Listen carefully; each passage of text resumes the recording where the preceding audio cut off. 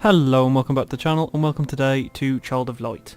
This is a game that's just been released by Ubisoft. I've delayed this just slightly than what I intended to, because originally I wanted to play a little bit into the game, make a new save and then show you that, but you can only have one save, which is a little bit of a nitpick. But so what I'm going to do is I'm going to show you my save that I've been using for the game, which is about 4 or 5 hours into the game. So yeah, usual warnings, this might contain spoilers. I'll try and keep it spoiler light, or if I can, completely spoiler free, where possible. So you play as this little girl Aurora, and you, if I remember the story correctly, you've been sent through a mirror into a different realm and have been trapped here by the Queen of Winter, who's trying to basically take away all the light from the world, and you've got to try and save it by returning the sun, the moon and the stars. So a little way into the game you get wings, so you have the ability to fly around, which is cool. And you may notice I have this little dragonfly friend who's called Igniculus, there we go. And I can actually control that with the mouse and then still control the character with the controller, which I still think is pretty cool. So the idea is that you can have one player who controls the characters and another player can use the mouse and control this little fella for you, who can do all kinds of cool things. So you can hold him over your character and make him heal you. He can go around collecting stuff on the map for you, which I'll try and show you. In combat he can slow down enemies so that you can try and basically race them. It's kind of cool. I'll see if I can go find you some combat to show you. Here we go. So like if I was over here and I was stuck over here, he can actually over here collect these, which will return mana, which he can use here, which is this is his bar of power. And then these are actually just mana and HP for us, so we can use it to heal ourselves a little bit.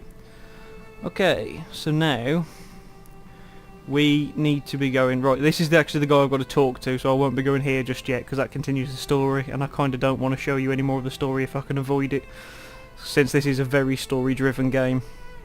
So the cool thing about this, while this game's an incredibly beautiful game, is it's all done in watercolours and concept art. So they found a way using the Ubi engine to actually transfer directly the art over rather than actually designing like your standard graphics, as it were. Here we go, we can go and get to a battle here.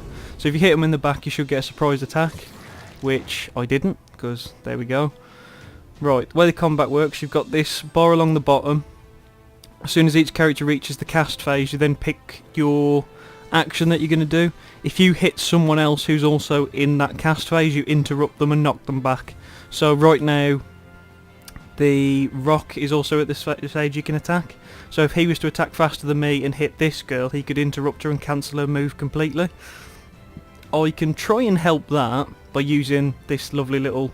They refer to him as a firefly in the game, so I'll do that out of ease. But you can actually hold down the power on him and you'll see there, you actually blind him and stun him, which will also slow him down in combat. So I'm going to try, if I can, to interrupt him. So we're going to hold down that to slow him down. Cast her move, and there you go, you can see his starts going a lot slower, and then she hits him and knocks him back, so interrupting his ability. But he had a counter attack, so he's just got some extra armour. And chop. Right, we're not going to be able to interrupt that. Again, in combat I can then still collect these wishes and then continue healing some of these characters as well, using his power. So we're going to try and petrify all, because that completely stops their progress. And same with her, because she's going to hit all of them, interrupt both of them now. There we go. In fact, killing the one, even better. And petrifying that one so he gets no progress on the bar.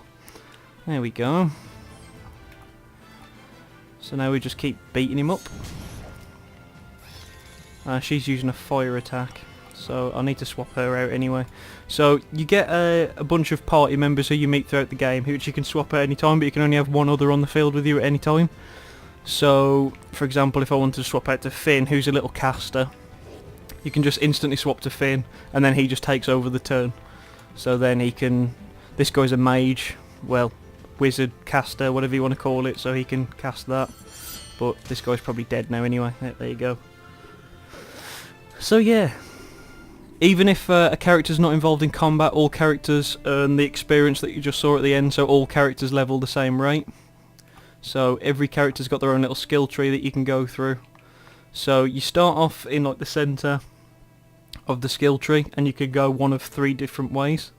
So for example, if you follow Rebella's, who I'm on now, her line, she would start here, so she has the ability to heal, and then every time you get a point you slowly put it round, which would increase her magic, her HP. Eventually you get a stronger version of heal, and eventually you get like a version that affects all, so you get heal all if you follow it all the way around. So you can slowly start to work your way around there. You've also got these oculi crystals, which you can use to apply to your weapons, your armour, and I'm guessing like a piece of jewellery or something.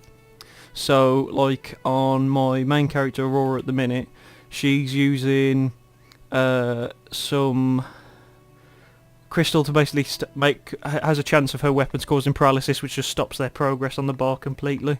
But you can combine these weaker gems into stronger versions. So if you were to go on crafting, you can combine any 3, turn it into the next phase up, and then you can keep doing that and get it up to much stronger versions. So you can see I've got some of the larger crystals. So I just went through a fire area before this, so I reduced the damage, increased the fire resistance, increased the chance to evade attacks, all that kind of stuff. So you can use that to boost up your characters as well, which is kind of cool. What else is pretty funky with this? There's not quite like quest markers on this as such. You actually just get given a quest which goes into your inventory as one of these little books, and what you're told in it, that's all you know. So you've then got to try and complete them, so it's all about exploring and finding stuff out, which is pretty cool. The one thing I don't like about this game too much, it does annoy me. At first I didn't mind it too much, but it has started to grate on me here and there. The entire game's in rhyme, which I have found slightly annoying, because some cases it feels very forced, which isn't pleasant to listen to or read. There's a fast travel system in the game, is what I'm doing now anyway. You visited before, you can just fast travel back to again if you want to go back and explore anything, which again is pretty cool. So let's just grab some of them. Let's see if I can find some more combat to show you. There's another character you can talk to.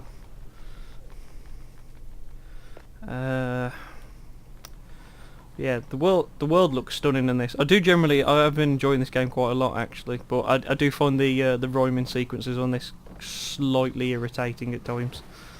So let's see, here we go, here's some combat here. There we go, I got surprised that time because I hit him in the back. So therefore I've instantly gained progress on the bar. They start at the bottom. I've already got one character who's ready to cast. So they're going to take full advantage of that.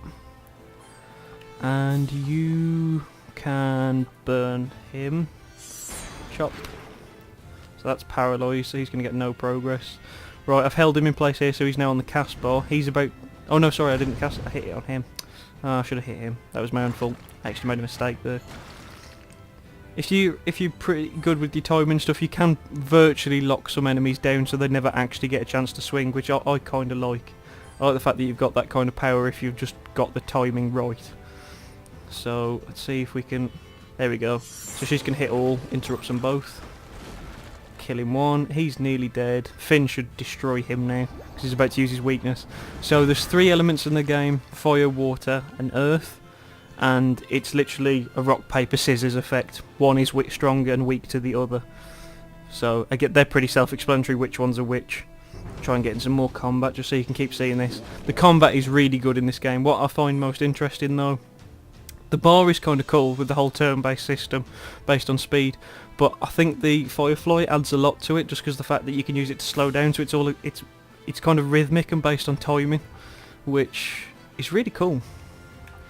So you have to be very careful about which characters are faster. So in this case, I know this archer's pretty fast, so I'm going to be trying to slow him down as best as I can, so that I can do as much damage as I can to him. So we're going to try and let him be free though until he gets into the bar, then slow him down, so now when I hit him with this magical attack it'll interrupt him, and now he's dead, so he's completely taken out now. Right, if a unit's already in the cast phase and you don't think you're going to be able to stop them, the other thing you can do is defend, which you cast instantly, which will shield most of the damage they're going to deal to you, but it lets your action come around again quicker. So if I use defend on Aurora now, you'll see she instantly goes into defend. They'll cast, but she'll get the armoured effect.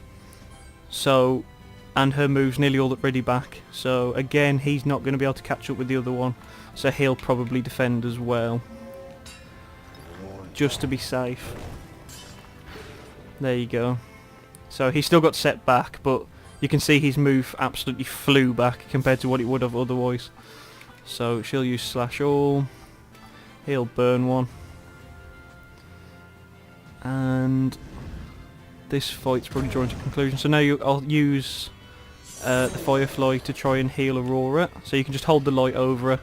His power bar will go down, but I will actually just keep healing her as long as I've got power. The plants around here that contain wishes, which is what the power is, they'll very slowly recharge during a fight. So they're kind of a renewable source that as long as the fight keeps going you can keep using. Then obviously you've still got potions and stuff as you would have in your kind of standard RPG. Which each one, based on the power of the actual potion, basically depends on how long it takes you to actually cast it. Here we go, we're going to level on Rubella. So at the minute, she's already finished one tree, which was the heal tree, so now at the minute I'm sending her one that lets her counter heal, so whenever she gets hit to a certain percent of damage she can actually just instantly heal herself. And also revive people, which is incredibly nice to have loitering around. So yeah, skill system's pretty cool. It's nice and simple. But I'm enjoying it so far. It's a really cool little RPG.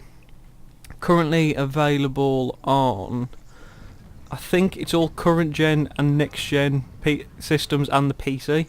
It's available on quite a lot, and I bought the deluxe edition, which was only £16. So it's quite good for the value. You get plenty of content in it. From what I understand, they've estimated the story's about 10 hours long.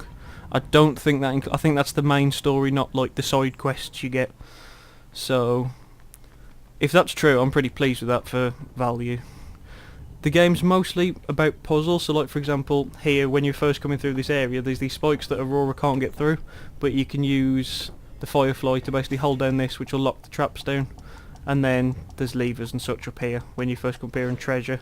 So the game does reward you heavily for exploring with different treasures and all sorts, mostly through gems, and you can also get Stardust as well, which is an item you can use to permanently upgrade yourself. So like I've got some here, permanently increase it by 3 MP and magic power and defense and all this kind of stuff. So yeah, here we go. In fact, I've got a dodge one there. I'll actually use that on my main character. There we go. So she's now a little bit faster. Okay. So yeah, that's a very basic look at Child of Light. I'm only avoiding quests for now, because I really don't want to spoil anything for a game like this, just because it's very story driven.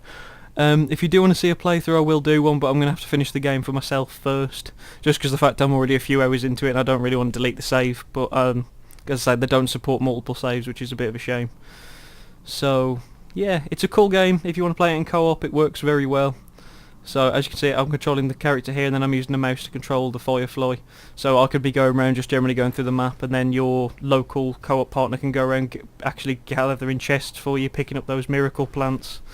In some puzzles you've actually got to, like, when you hold down the power he glows, so you can use that to light up dark caves, and then in some puzzles you've basically got to shine a reflection off things, or you've got to shine a light through something and try and put the silhouette onto different parts of the puzzles. So a lot of the puzzles are based on light as well, which I found kind of cool.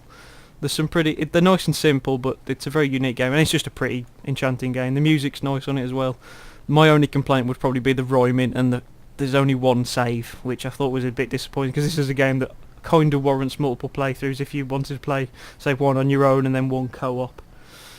So yeah, if you do want to see a Let's Play, you'd have to give me a few days, but also let me know if you want it, because obviously if you don't want to see it, then I won't do it. So yeah, that's a brief look at Child of Light. I won't show you any more, just because I'm worried that I'm going to end up walking somewhere and spoiling a side quest or whatever I could end up spoiling. So yeah, thank you very much for watching. Leave a like if you enjoyed the video.